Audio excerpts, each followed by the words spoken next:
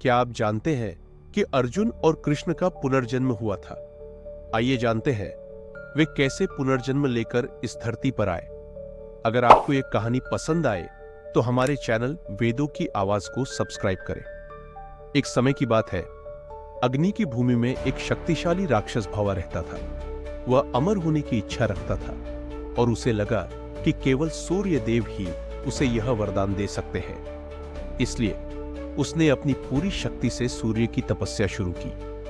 कई वर्षों की तपस्या के बाद सूर्य भावा की भक्ति से प्रसन्न हुए और उसके सामने प्रकट हुए। अपने वरदान की प्राप्ति के लिए उत्सुक उसने साहसपूर्वक सूर्य से उसे अमर बनाने की मांग की। हालांकि सूर्य ने समझाया कि यह असंभव है, क्योंकि इस ग्रह पर जन्म लेने वाला हर कोई और हर चीज अंततः मरना ही है। निराश भावा ने सूर्य को धोखा देने के लिए एक चालाक योजना सोची।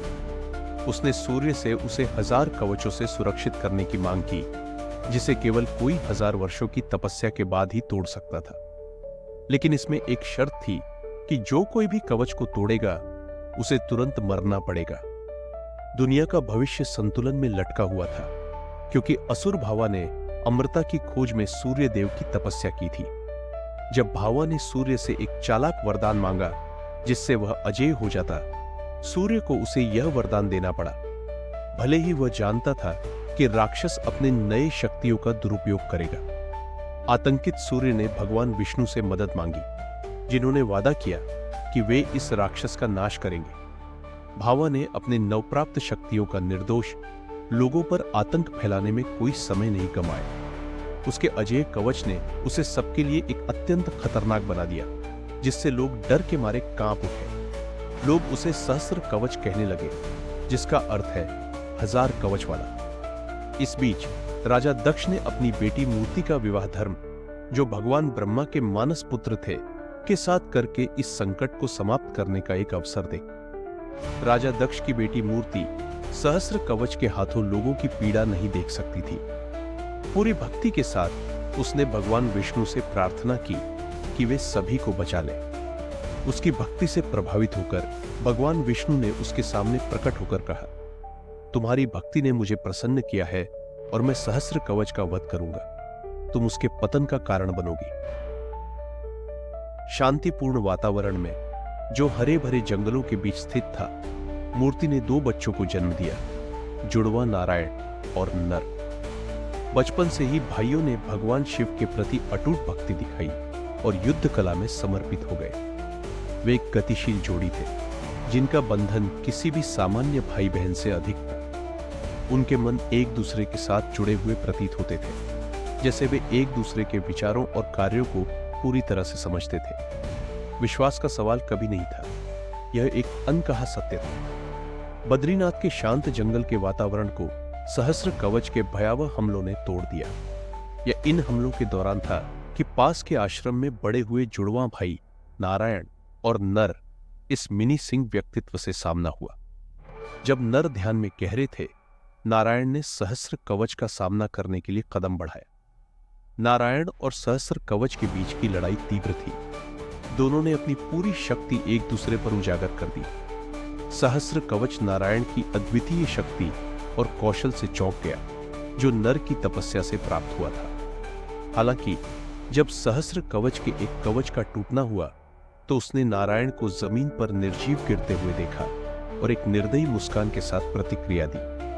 लेकिन सहस्र कवच यह नहीं जानता था कि नर और नारायण 2 अलग अलग व्यक्तित्व नहीं थे, बल्कि एक ही आत्मा के 2 भाग थे। लड़ाई जारी रही और नारायण जमीन पर निर्जीव गिर गए, लेकिन नर भगवान शिव की तपस्या और महामृत्युंजय मंत्र का ज्ञान रखने के कारण अपने भाई को पुनर्जीवित करने में सक्षम थे।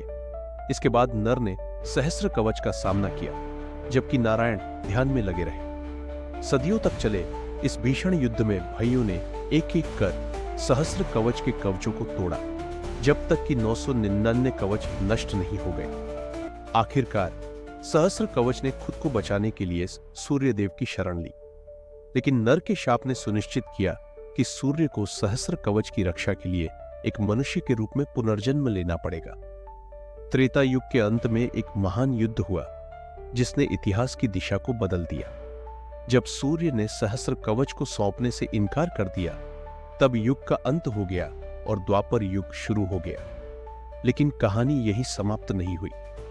नारायण और नर, जिन्होंने पिछले जीवन में सहस्र कवच का सामना किया था, पुनर्जन्म लेकर महाभारत के महान योद्धा अर्जुन और दिव्य अवतार कृष्ण बने। जैसे जैसे वे बड़े हुए, उनके भीतर की अद्वितीय शक्तियों और गहरे संबंध ने उन्हें महान कार्यों के लिए प्रेरित किया।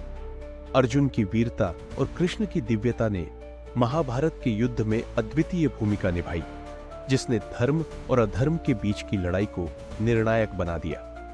महाभारत के युद्ध में अर्जुन और कृष्ण ने अपनी संपूर्णता और ज्ञान का प्रदर्शन किया।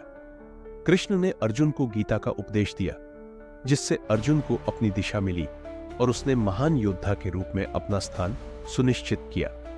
इसी युद्ध में कर्ण, जो सहस्र कवच के शाप के कारण पुनर्जन्म लेकर आया था, भी अर्जुन के समक्ष खड़ा हुआ। यह महायुद्ध केवल एक युद्ध नहीं था, बल्कि यह धर्म और अधर्म के बीच की एक महान लड़ाई थी, जिसने आने वाली पीढ़ियों को सदैव प्रेरित किया।